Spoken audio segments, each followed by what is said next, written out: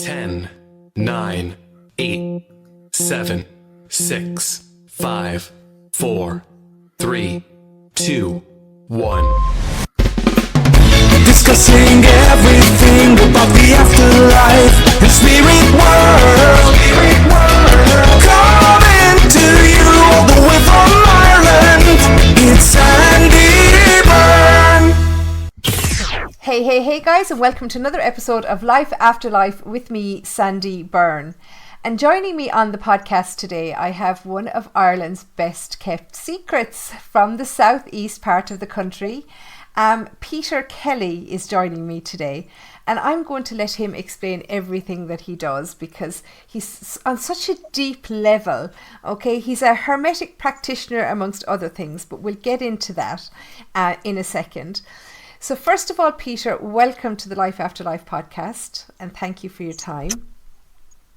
Thank you. Thank you for having us. So can I ask you first, Peter, because, you know, I'm always saying this to people. People think that we arrived on this earth reading people and tapping into people's energies and all of this, okay? But, you know, we're just very normal people, you and I. So would you mind telling us a bit about your background and how you got into holistic work? Yeah, so, and obviously this makes a lot more sense in hindsight rather than actually as I was going through the journey. But, you know, as it would be, as we find ourselves a bit more. But, yeah, so I mean, my own background is, I would have had a life that was pretty miserable, we'll say, pretty dark, I'd say, for most of my life. I found myself, I ended up in a lot of kind of dark places. I ended up in addiction for a long time. I ended up in prison a couple of times, and, you know, as part of the journey. And in hindsight, I suppose, looking back, when I got to a certain point, probably in my mid-30s, you know, that catalyst towards change, I suppose, was that misery and that darkness that I was in. And I actually found plant medicine at that time. And I went on a journey with plant medicines over a couple of years, and I ended up kind of working with plant medicines for a couple of years and different things like that. But it was really just that journey of darkness, I suppose, that really kind of brought me to this point where it was a breaking point basically to save myself to some degree. But what I realized, I think, is that for a lot of my earlier life, my mind was accessing a more expansive consciousness, and it was overwhelming me for most of my life, which I didn't really understand when I was younger, which I understand obviously now in hindsight with the work and looking backwards. But so my mind was processing so much information that it used to overwhelm me. I always thought that there was something wrong with me, that I didn't fit in like everybody else, or I tried to be like everybody else, and it was, you know, obviously that's going to pull you apart even more. So I ended up in a lot of dark depression and stuff for a lot of years. So in a nutshell, that's kind of like the journey that kind of really pushed me to the breaking point of seeking something else or seeking something better, because I just presumed, well, this is just the hand I was dealt. You know, some people seem to have a luckier life than others or whatever, but you obviously realize that everybody has their own challenges and what have you. And we're realizing as well that the greatest challenges we have are our greatest gifts. And so that was kind of really what brought me to this work. And as I said, I started my own journey, my own healing journey with plant medicines and different aspects. But I'd always been interested in ancient cultures, and I suppose what would be known as the mysteries, which would be the mysteries of the ancient cultures or the ancient mystery schools, even since a very, very, very young child. So I would have been studying a lot of ancient cultures from around the age of 5 or 6. Now I say studying, but it was just more of an interest, we'll say, at that age.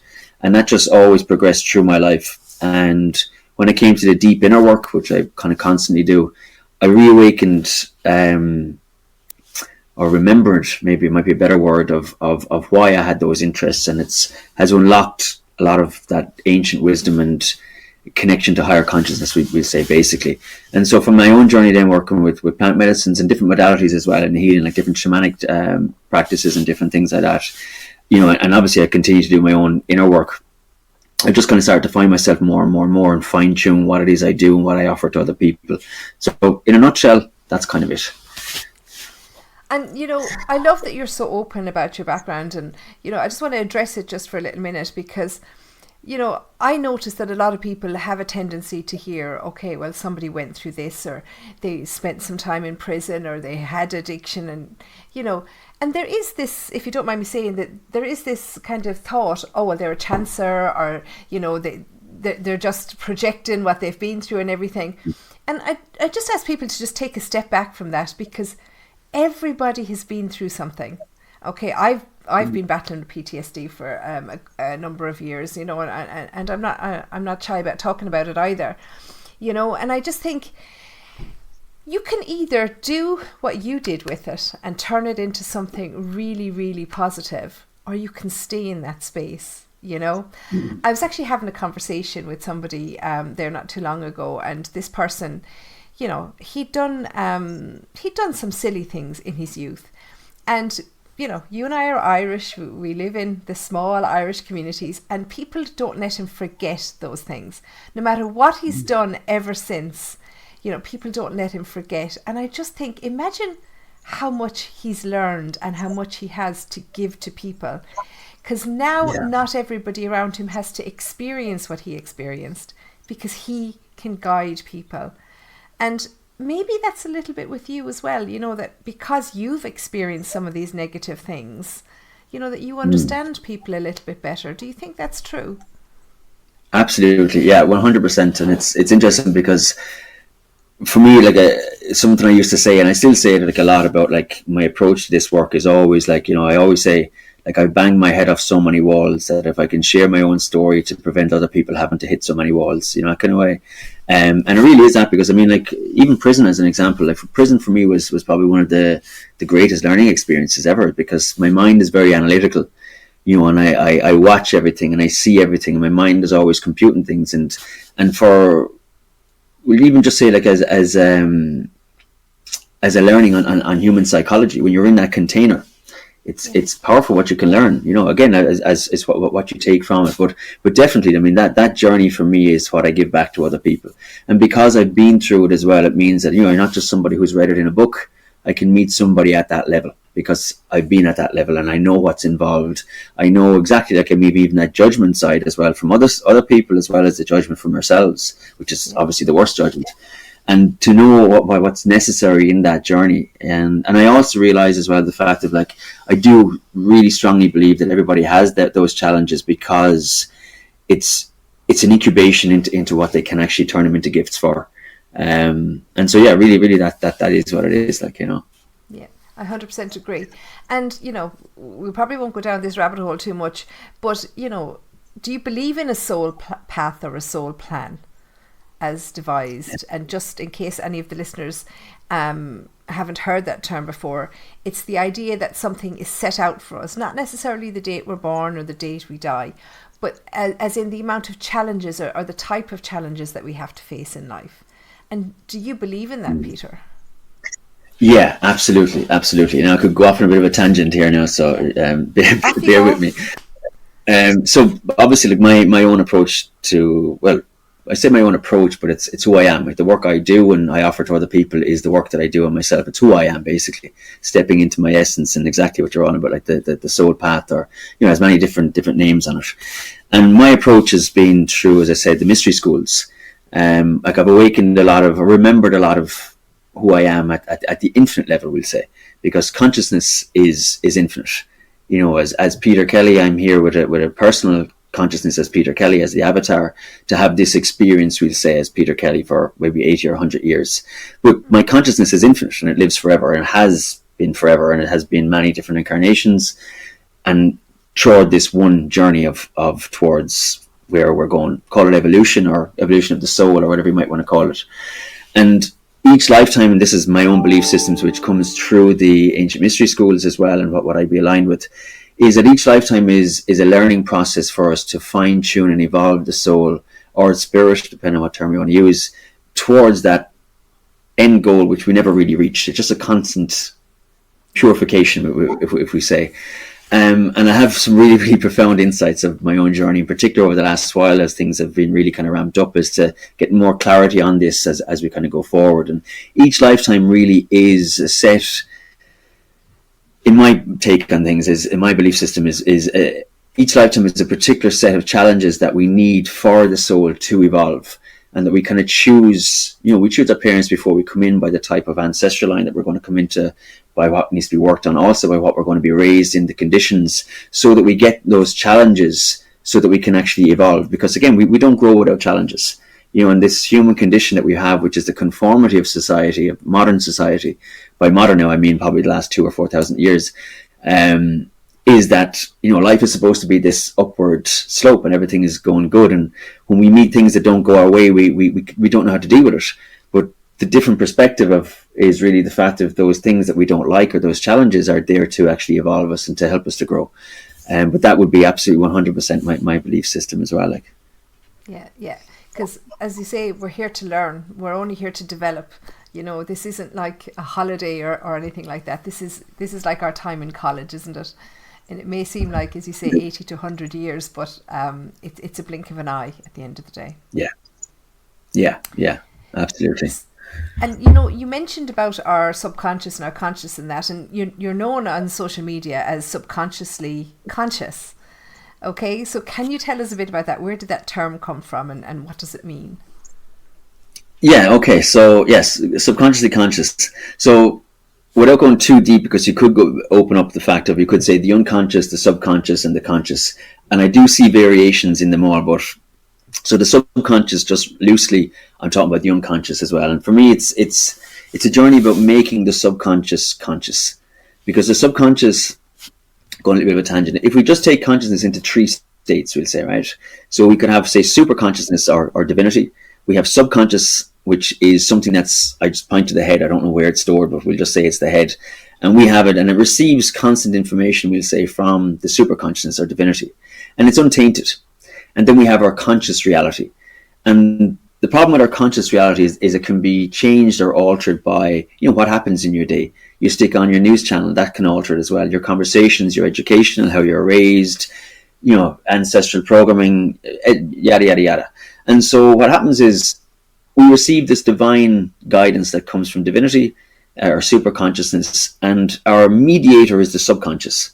And the subconscious reads it, and then it passes into our conscious reality. And the problem is the fact that the conscious reality is so tainted that we often read the messaging wrong. Because, say, for example, if we have traumas, or we are educated a certain way or raised a certain way, well, then we see the world in a certain colouring, which means that that's the colouring we're going to decipher it from. Or the analogy that I like to use is like a radio-controlled car.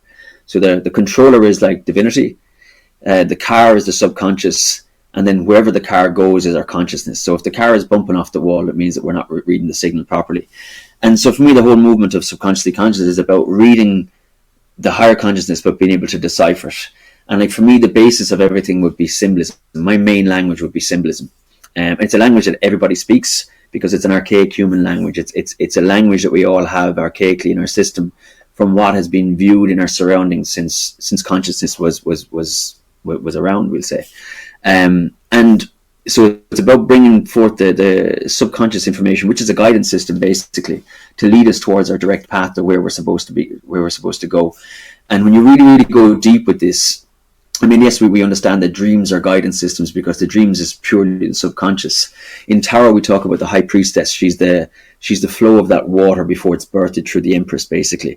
And she's pure and she's divine. Now, how we read it can, as I said, can taint it. But it is really a divine path that's set out for every individual person, which means that what comes through to me is particularly just for me. What comes through for you is just for you and the next person. And it's a really, really beautiful guidance system that we have to know whether you're on the right path or not on the right path. And obviously sometimes we need to fall off the path to realize that that's not the path. But that guidance system is there. And that's really about bringing that subconscious into our conscious reality. So subconsciously conscious. I love it. It's kind of like, some people would have heard me talk about this if they've been listening to the podcast before. It's like our etheric aura and the two levels of our etheric aura.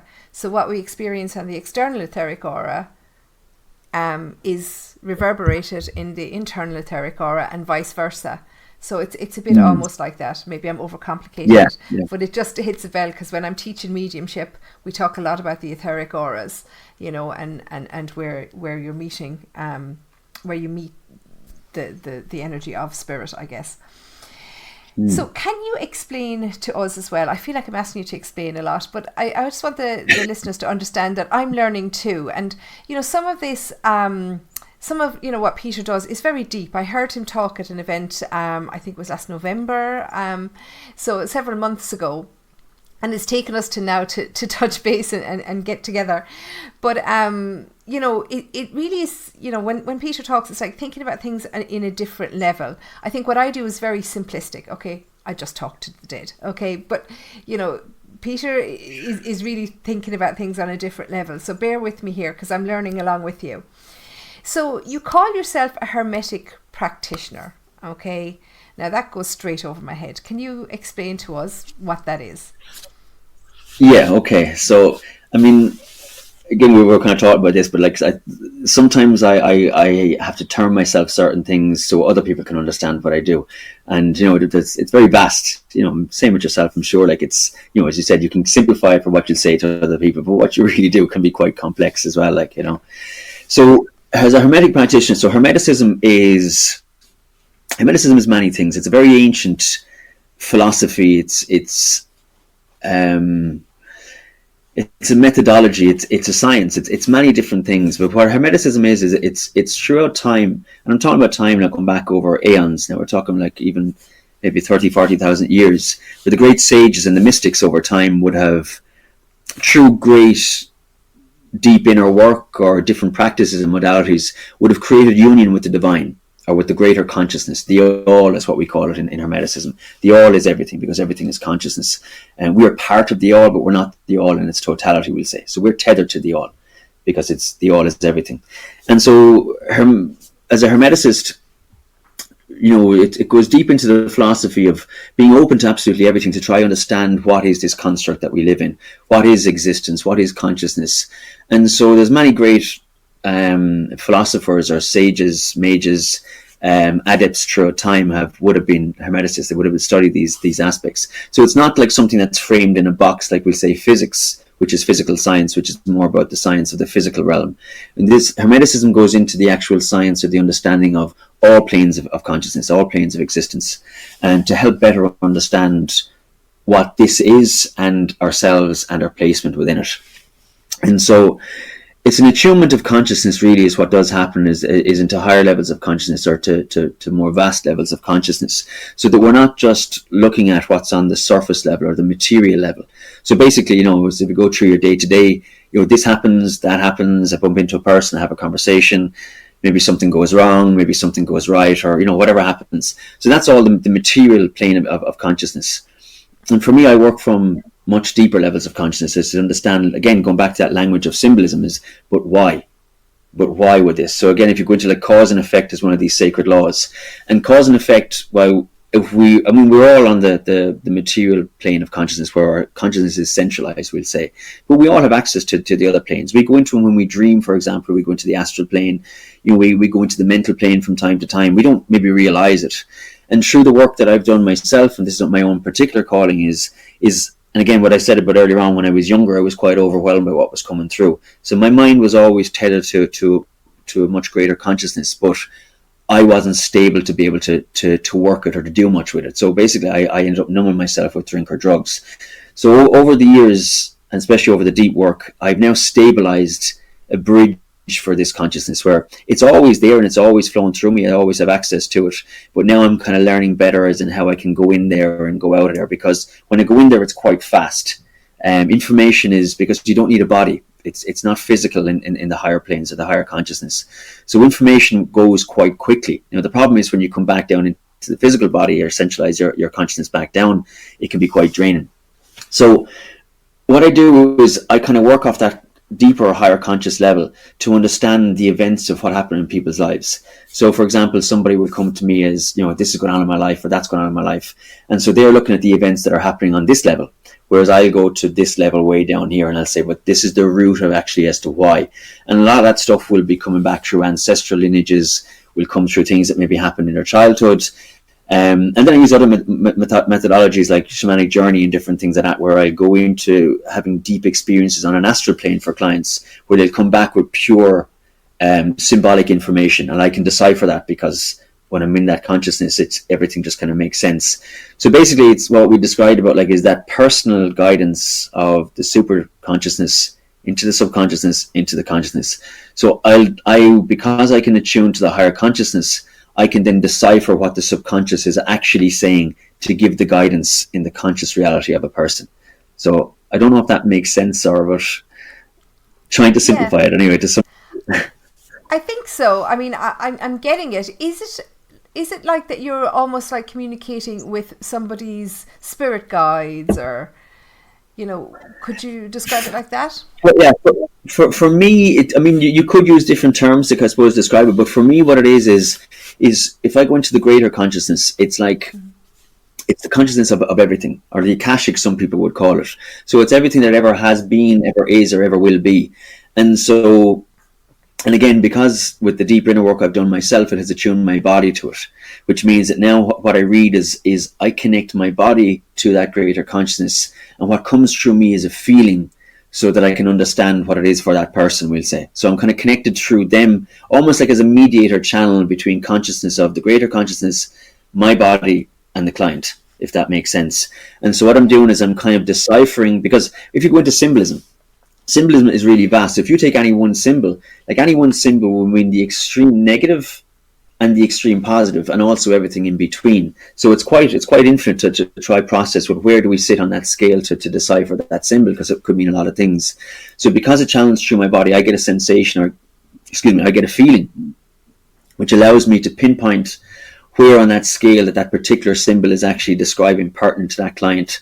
So it really is kind of, I'm using myself as a mediator between the client and the greater consciousness to understand what's been shown up for them and what it actually means for them, if that makes sense as well. Yeah, no, it absolutely it's very difficult does. to put into words. Yeah. And so why do you think people come to you? What would bring people to you? I think a lot of people, because mine is very much about wisdom. It's very much about the sacred wisdom. And for me, because I've done a lot of the work, we'll say, with plant medicines and different healing modalities with people. And the one thing that I suppose what I've correlated to this is what holds people back mostly is fear. And fear comes from a lack of understanding. And again, if I use the analogy, going to a bit of symbolism here, like we talk about the square box as the material plane, or the earthly plane as the square box. And so there's a lot that exists outside that square box. We talk about there's a circle outside that box, which is the infinity. But we see we've been contained in this box, which means we've gotten all our information in this box, how we're raised, how we're educated, what society tells us, what happens to us, etc., etc., etc. And so it means when we go look for answers, we only have that box to get answers from. And you see, as a Hermeticist, because Hermeticism, we open up the box to everything. We allow everything in. Nothing is outside of the equation. We take in everything as part of the equation. And so for me, when I find answers outside the box.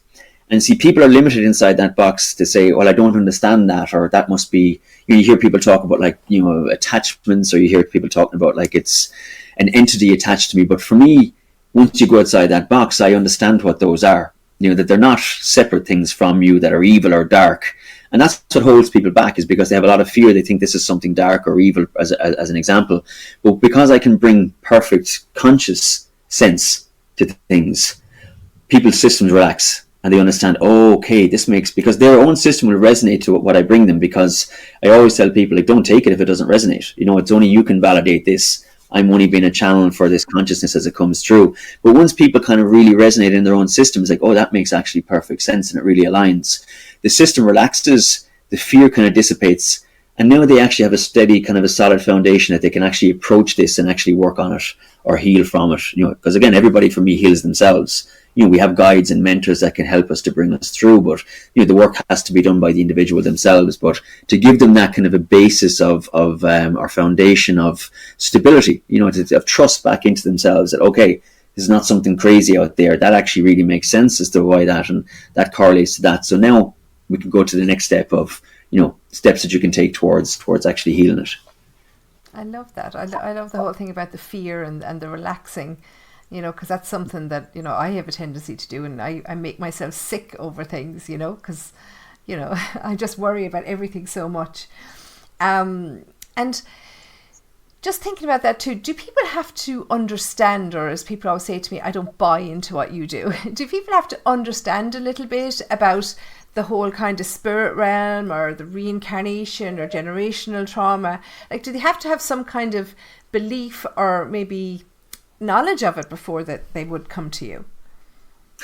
No, not exactly. Because, like, for me, it's their own system validates it. That's the one thing about this, is when when you bring in truth, that's a real truth, an absolute truth, or a truth that resonates from the core. That person knows it, because the energetic or conscious dots within their system that will align. And that's how they validate it, basically. So, I mean, obviously it helps if they have a bit of trust in you. You know, they don't have to understand my approach or what I understand.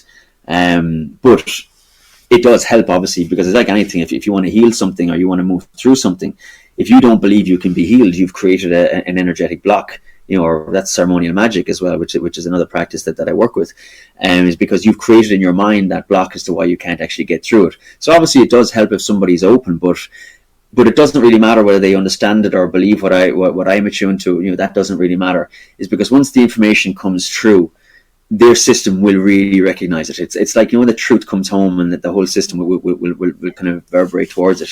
So yeah, so they don't really need to, you know. Yeah, no, that's fair enough. But how do they choose? Because I did have a look at your website and I see there's several different offerings there. You've got shamanic journeying, breathwork, soul retrieval, and then you've got the healing, Kambo healing. So, I mean, there's several different things on the website, which we can talk a little bit about each one and the difference so that people know. But are they guided intuitively then as to, you know, what they need, or do you have a consultation with them beforehand, or? Yeah, so in fairness, my website does need a bit of updating because a lot has changed in the last probably even year in particular, a year or two in particular. So, so a lot of my work has gone kind of more around the one-to-one based stuff. I still do the Kambo as well. So basically, just to touch on, we say something like Kambo as an example. So Kambo is a medicine. Kambo is a medicine that's applied, and the medicine does a complete flush of the system. It's a very physical process. So for me, what I do is, as a practitioner, if I'm giving Kambo, is I really connect with the field of the medicine as well as that same conscious field. So when someone is going through a process, I'll be able to describe them exactly what's happening, what piece is moving, what it is that's actually happening. There's different ways that you're going to bring in the energetic field as well that I would work with, again, with say like ceremonial magic. That's a term that puts a lot of people off, by the way, but it's just a lack of understanding again. It's just basically the working of energy. So basically, if I walk into a field, you know, a space with a client, especially we'll say Kambo or anything else, like straight away I'm attuned to the consciousness of that client. So I'm in that channel state of what's coming through, because their energetic system is going to be very loud anyway. You know, it's going to come off them. So usually what I do is I'll talk them to bring the energy a little bit higher in the system about what's going to be released or what's really present in that space, and then using the medicine to kind of really bring that forward more. Again, the talking is going to bring that up and bring the relaxation in the system to get them to understand, okay, this is why I feel this way, like what we said before. Then the medicine is going to work, and I work really intuitively with the medicine as well, because I read the field of medicine. I've worked with it for quite a few years to help bring it to the surface. But then as they're going through the process with the medicine, I attune to the body. So oftentimes it's depending on where something is stuck in the body, because again, it's probably in there for since childhood, or even a lot of this stuff could be ancestral as well. So what happens is the muscles and the fibers of the body will often be contracted to where they're holding that emotional energy that's stuck in the system. So for me, I'll feel exactly where it's stuck. So working with the medicine, as an example, is sometimes I might move a client in certain ways. I might get them to stretch or to move to get the body to release that part, the energetic that needs to come out. So that's kind of how I'd work, we'll say, with something like Kambo. Like shamanic journey or breath work is the same thing, obviously using the practice. But for me, the deepest thing I do is the integration side, is to make sense of it. Because when I tune into that greater consciousness, that's the main gift that I have, is the fact that, you know, people would say in a meditation or in a shamanic journey, oh, I saw this or I saw that, or people who take medicine, you know, I saw this or I saw that. It's like, for me, I understand that symbolic language to make conscious sense of it, because consciousness, there is an intelligence part to it. And so it's not just that it's an image, oh, I saw a flame, or I saw a fire, or I saw this deity, or I saw that deity, or yada, yada, yada. For me, that all makes perfect conscious sense when I'm attuned to that. So that's actually symbolic of this or that or that. Or you could ask them, did that ever happen in your life? And it'll nearly always that'll be the case. Like, so for me, I bring in that attunement to that consciousness into absolutely everything that I do. But a lot of the stuff that I'm kind of doing at the moment is I'm going a lot more to kind of more teaching and guidance side of things, because for me, it's really important, or where I'm being guided to, is to get people to start to understand consciousness a bit better. Again, so they're prepared for the shift that we're currently going through as well, so they actually can really empower themselves with a deeper understanding of this, rather than needing somebody else to kind of guide them the whole time. I mean, obviously we all need support and guidance at time to time, but just to kind of give people more the tools to be able to understand these things for themselves, that they can actually work it for themselves. Yes, 100%. So is this where the Temple of Thoth comes from? Yeah. So that's my Ancient Mystery School revival. So Thoth is a deity who I would work with constantly. And so Thoth, again, if you just think about different pantheons of gods in different cultures, you're talking about they're just different names. So Thoth is the Egyptian. In the Greek, he would be Hermes. In the Roman, he would be Mercury. He shows up in a lot of ways. And so what Thoth is Thoth is the intelligent part of consciousness. And if you take, just as an example, if you picture the solar system, so I can't think of the order of the planets, but we have the sun, and the closest planet to the sun is Mercury. Mm-hmm. And so we're talking about symbolism here. So Mercury, again, as I said, is Hermes or Thoth, is because it's the closest to the sun, and the sun is representative of the highest deity of God, right? Well, it's a loaded word, but the highest consciousness, we'll say. And because we can't fathom infinity or the essence of what the supreme or God would be, we need the next thing closest to it, and that's Thoth. And so being Mercury, the closest planet to the sun, that takes the message of what the higher consciousness is, and it spreads it across to all the other planets. So it's very symbolic to the deities. So Thoth is like the intelligent part of consciousness, which would be what I would consider my guide, which is how I make intelligent sense of everything that I see.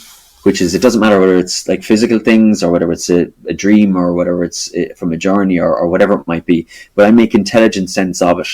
And so that's the school is coming in that essence. So what I teach on that school is like it's a teaching as well. And I suppose the word school can throw people off, because an ancient mystery school was not like what we consider in a modern school. An ancient mystery school was someplace where you went to yes, learn these modalities, but to expand consciousness. They're literally kind of consciousness schools. And so the Temple of Thoth is like, it's a 12-month commitment to anybody who is joining. And so over the 12 months, there's constant content that's uploaded. So there's daily content, there's content that comes up once a week, there's content that goes on once a month, and then there's also like a monthly live. And then I do there's three one-to-one sessions that are part of that as well to go through the 12 months. But I'm teaching very ancient modalities, these sacred modalities that would be like Hermeticism, a lot of sacred and occult wisdom. And again, that word occult just means hidden. It's not anything dark or evil, which I know has been construed by society over the last kind of couple of hundred years. But esoteric wisdom, the Kabbalah, tarot, symbolism, ceremonial magic. And it's all kind of put in the one sphere, because in the ancient mystery schools, everything was learned at the one thing. Like nowadays, we separate our physics and our science and our maths and our history and our geography, and that creates dogma. And in the ancient mystery schools, everything was taught as the one thing, because everything is the one thing. And so one aspect is you're taught these different modalities to expand your consciousness. Because one aspect is we have to realize that the construct of reality around us is just an illusion, and it's an illusion that's been created by our conformity. So one aspect is about to kind of show you holes in this illusion, so that you actually start to think for yourself, so that you kind of start to question things and not go take anybody else's or including me. I'd like not to take what I say as verbatim, but I'm only showing you part of things to make you go kind of question things for yourself. And then the other aspect is with the content that I bring through it as well, it's also a support and a guidance for anybody in that space for the year. Because of the way that I work, because I can read consciousness, and consciousness just comes in different cycles. So it is like, it's not woo-woo, it's scientific for me. And that goes back to the Hermetic approach, is because in Hermeticism, as a Hermetic practitioner, I just see cycles consciously that are at play. You know, the movement of the earth around the sun is a cycle. You know, we know that winter is coming and that the weather is going to be cold and crappy. That's prediction, but it's just because it's a scientific cycle. There are much larger cycles at play. There's much more microcycles at play. And I just take everything in and I process everything in my mind at that kind of a level. And so I kind of give guidance to everybody who's in that school as to what's coming each week, what's going to come each month, so that you're prepared for what's going to happen in your normal day-to-day lives as you go through the year. But except with the school, you're going to see what's happening in your day-to-day lives at a much, much deeper level, which means you can move through and clear through things at a much, much deeper level, which is going to have phenomenal shifts in your own consciousness. So in the space of 12 months, you're learning these modalities, which you're going to start to understand consciousness and the universe around you and your placement within it at a much deeper level. But you're also being guided and supported through phenomenal shifts in healing and expansion of your own consciousness as well. That just sounds so in depth. I mean, amazing, but so in depth. And who would this benefit? Like, who comes, who signs up for this? Like, what are people looking for? Yeah, so kind of different ways with this. So first of all, I mean, for anybody who's looking to, I suppose, just learn more about what is about themselves, or what is this consciousness, what is consciousness, or what is this reality that we live in. I mean, that's one aspect. Another aspect is people who are maybe into deep healing work, who maybe want to really kind of expand their own consciousness or heal themselves into kind of more, purified or balanced places. And also for anybody, I suppose, who does this kind of work as well, anybody who's holding space, because the one thing is, like, and it's one aspect I see in a lot of the kind of the spaces that I would have worked in, we say in myself, is in other places, like, the work never ends, especially if you're working with other people, like, you're always going to have stuff coming up, and you can't just put that on the side, because that comes into the experience of other people. And in order for you to take your clients deeper, you have to be constantly going deeper in yourself, because you can only give at the level that you're at. So for me, anybody doing this work, if you want to go deeper, you need to understand deeper. And for me, this is really an expansion in kind of that level. So that's, I suppose, the type of people that maybe might come to it, that might have an interest in it. But on the other side, for me, in holding that space, because it can be quite intense for me holding that space for 12 months solid, is I require people who are going to be willing to do their own work. Because holding that space over 12 months, if somebody's not doing their work, that comes on my shoulders. I start to feel it in my system. I'm going to start to feel their shadow come through my system, through my own shadow, and it can get quite heavy. So while there is one aspect about what people will receive in this school, I also have a requirement where I need people who are going to be willing to face those parts themselves. And yes, things will get difficult, like life gets difficult for anybody, and there are avenues of support on that space. Like, there is the monthly live, there's the interaction with the other members as well. Like, it's a really kind of secure private space, it's a sacred space, and there's also one-to-ones as well, which can be activated throughout the year to have a one-to-one session with me to give deeper guidance into maybe when somebody feels stuck, because we all get stuck. And especially as things are moving in the world at the moment, things are quite intense. It's like a roller coaster at the moment, which I think everybody can really attest for. But that's kind of more or less it. Yeah, no, that's amazing. So first of all, I just want to say to people, I'm obviously in the show notes attached here. I'm going to put the links to Peter's website and his social media, so you can contact him, for more information on any of these things, through any of those ways. But can I just ask you, before I let you go, Peter, because I know I'm taking up a lot of your time, can I just ask you as well, I know that, your learning and your personal development, it came from a child. As you were growing up, you understood yourself more. But how did you learn this? Did you travel to somewhere? Did you study under somebody? Like, where did this come from? Good question. Yeah, and this is like, again, I was saying to you before we kind of jumped on, I said, like as each day goes by, this is the same for everybody, as I'm kind of understanding more about myself than what I've ever understood, and I'm really tapping into my infinite existence, I suppose, really is it. Like, I just see Peter Kelly as, and not talking about myself in the third person or anything like that, because I find that kind of cringy at times, but I'm just saying it's in the separation between the consciousness, is because I just realize that, like, I have an individual personal consciousness, I have my own responsibilities, we'll say, as Peter Kelly, but the greater consciousness now is really what guides me, where I need to be, what I need to do, what I need to share.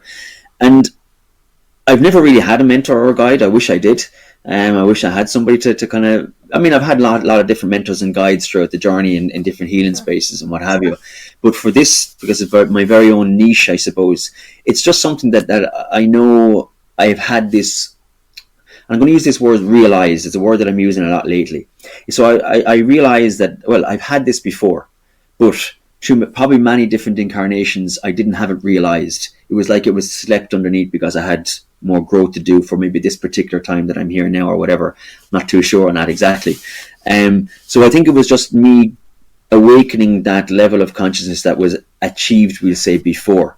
Because the things that I've been into my entire life, there's a knowing that I have. Obviously, my own journey was I could never really step into it because of the fear of judgment, the fear of, the shame, the guilt, and of society making, this, well, who the feck is this fella think he is, or what's going on, and all, the Irish thing, we'll say. But and I suppose the inner work has gotten me to a state of really starting to accept myself more and more, the more this inner healing work that I do, and to stand into who I am. But I just think that it's always been there, and for me I've definitely been through initiations at the mystery schools at different stages in the past. I'm going through many initiations in this lifetime in particular, but I also realize that I've had those initiations before. But to realize them and to reawaken them again or reactivate them again, you have to go through them again in this lifetime. You might have achieved them before, but I still have to re-go through them again. And it also, for me, helps me to understand why my life was so dark and so difficult. It was because you have to have, like what the question you brought to me earlier on is, you have to have a lot of struggle to be able to reactivate those initiations or those gifts that we have, we'll say. So making a long story short, but it's been there before, and it's just having a reactivation of it again. And like it's just something that's kind of awakened in me. And for me, it's the consciousness. The consciousness has always been there, but through my inner work, my body is getting more stabilized to be able to receive it into the body. So rather than trying to process it all through the mind, I now have the union of the mind and the body, which really helps to kind of clarify or to back up that, yes, this is what that is. Because before in the mind, I used to say, oh yeah, that's 100% that, but what if I'm wrong? What if I'm wrong? Or, so the mind would have a battle. But now the body is able to kind of really decipher what the mind is telling it as well. So to really kind of, to back it up. It's amazing. I just look at you and think, oh my God, he knows so much, or he understands so much about the world that I haven't even begin to think about just yet, so I mean it's just on that, just to say, yes, I can tap into a whole lot of wisdom, but it's that's not so much me as Peter Kelly. That's just when I'm in the greater consciousness. So it's and I do like to separate that, because it's not like I'm saying, look at me, I'm great and I have all this wisdom. It's for me, I don't it. I'm just tapped into a greater consciousness which does know everything. It doesn't. I don't know everything. That knows everything, but I don't. So now I've got visions. Have you ever seen the movie Paul? No. Have you ever seen that? He's like an alien, and he can give you just by holding your hand, he can put all the knowledge of all the world into your head. So I'm going to view Peter Kelly like Paul. You're just going to put all the knowledge of all the world into my head. But I love it. And guys, look, I could talk to Peter all day, and I think, I still wouldn't understand. I could keep him on here for 3 or 4 hours and I still wouldn't understand everything. So as I say, go to the show notes attached to the podcast here. Visit his website. Go and listen. He's got loads of videos on his social media which explain everything in such depth. And he's got information on there as well about his upcoming events. And you have an event upcoming soon, haven't you? Yeah, so as I said, I have the school is ongoing, so if anybody's interested, actually you can contact me. I'm also launching a tarot course. It's actually not really a tarot course, it's an occult keys of the tarot. It's actually using tarot the way the ancient mystery schools taught it, as a way of understanding consciousness. So I have that coming up in September as well. And then I have a donation-based talk that I'm giving about consciousness in Carlow on the 1st of September as well. So I'm kind of looking to do kind of a lot more of those kind of talks around the country and things as well, and possibly do one online as well coming up. Yeah, well, this may not be online before the 1st of September, but keep an eye on Peter's website, because once he gets a taste for it, he's going to have more going around the country, and maybe even some online as well for people from abroad that are listening. I know Peter does a lot of work online as well, so you'll be able to tune into those things too. So Peter, thank you so much for your time today, and I've enjoyed it anyway, even if I don't really mind about the listeners. Maybe they haven't enjoyed it, but I have. So, and look, if people have any questions or want more information, I'd encourage you, please, to send in your questions to either myself or to Peter.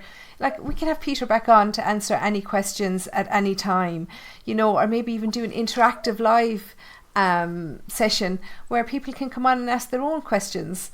That would be amazing. Maybe that's something that we could do over the holiday period. That'd be great, actually. Absolutely. See, we're getting inspired even as we're talking, Peter. It's amazing. There you go. That's all unfolding. Absolutely. So Peter, thanks very much. And to everybody that's listening, thank you so much for listening. And I will see you in the next episode of Life After Life. So until then, take care and stay safe. Discussing everything about the afterlife.